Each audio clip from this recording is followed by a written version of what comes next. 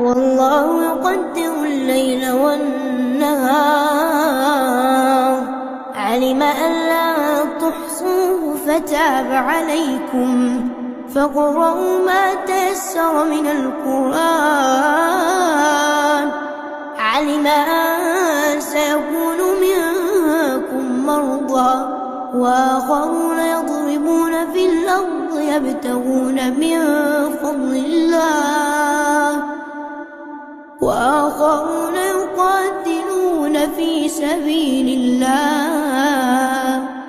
فاقرؤوا ما تيسر منه، وأقيموا الصلاة وآتوا الزكاة وأقرضوا الله قرضا حسنا،